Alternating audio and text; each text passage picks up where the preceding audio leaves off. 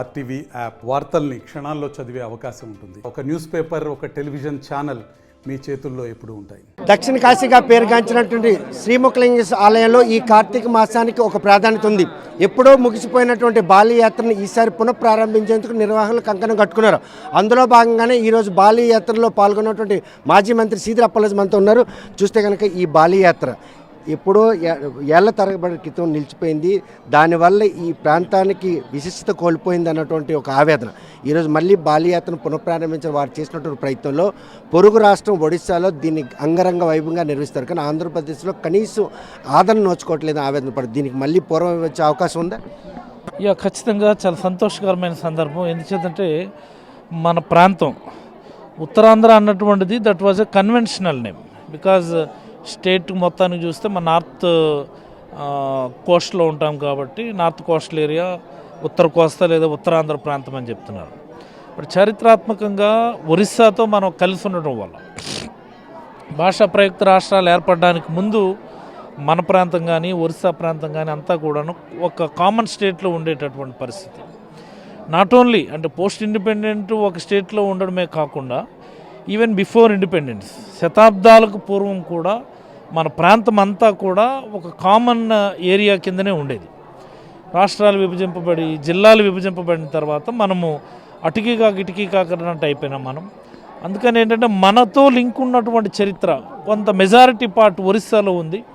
వాళ్ళు ఈ ప్రాంత ఔన్నత్యాన్ని కాపాడడానికో చరిత్రని ఇతరులకి రాబోయే తరాలు తెలియచేయడానికి అనేకమైనటువంటి కార్యక్రమాలు వాళ్ళు చేస్తున్నప్పటికీ మనము ఎప్పుడు చేయలేదు. నేను ఒకసారి డాక్టర్గా ఉన్నప్పుడు I had been to Bali, Indonesia once, not only once, twice వెళ్ళినాను. బాలీలో ప్రతి ఇంటి ముందు కూడా వినాయకుడి విగ్రహం ఉంటుంది, ప్రతి ఇంటి ముందు ఉంటుంది. పెద్ద పెద్ద హిందూ ఆలయాలన్నీ ఉంటాయి. అక్కడ చరిత్రలో చెప్తా ఉంటారు ఒక ట్రయాంగిల్ షేప్లో వాడి దట్ ఎకానమీకి సంబంధించి వాణిజ్యానికి సంబంధించి బాలి నుంచి మన చిన్నగా మన కోస్టల్ ఏరియాకి రావటం రాకపోకలు జరిగినటువంటి ఆ చరిత్రకు సంబంధించినటువంటి ఆనవాళ్ళు చాలా స్పష్టంగా అక్కడ తెలుస్తూ ఉంటాయి.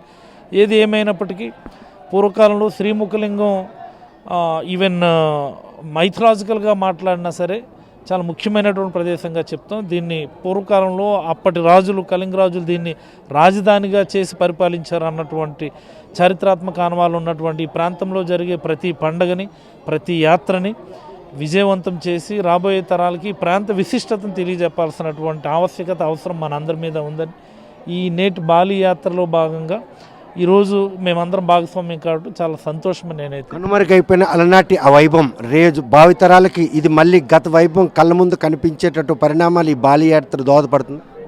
ఖచ్చితంగా ఇది మరింత ప్రాచుర్యంలోకి రావాలి, ఈ ప్రాంతం అభివృద్ధి చెందాలి, ఈ ప్రాంత ఔన్నత్యం ఇతరత్ర ప్రాంతాలకు తెలియజేయాలన్నటువంటిది నేటి కార్యక్రమం యొక్క ముఖ్య ఉద్దేశం అని మీకు అందరికీ తెలియజేస్తాను. ధన్యవాదాలు. కనుక ఏదైతే బాలి యాత్ర ముగిసిన దగ్గర నుండే మొదలుపెట్టే విధంగా వందల సంవత్సరాల క్రితం ముగిసిపోయినటువంటి ఈ బాలి యాత్ర మాత్రం ఎట్టి పరిస్థితుల్లో కూడా పూర్తి స్థాయిలో అధికారిక అంటే ఒక ఒప్పందం కుదిరే విధంగా మాత్రం తన వంతుగా చర్యలు చేపట్టి ఈ ప్రాశస్యాన్ని వివరించేందుకు మాత్రం తాము చేస్తున్న ప్రయత్నంలో ఇది ఒక శుభ సూచనగా ఆయన పరిగణనలు తీసుకుంటున్నారు. వీడియో జర్నలిస్ట్ రామకృష్ణతో సత్యం, ఆర్టీవీ శ్రీకాకుళం. మరిన్ని వీడియోస్ కోసం ఛానల్ ని సబ్స్క్రైబ్ చేయండి. లేటెస్ట్ అప్డేట్స్ కోసం వాట్సాప్ ఛానల్ ని ఫాలో చేయండి అండ్ లింక్ డిస్క్రిప్షన్ లో ఉంది.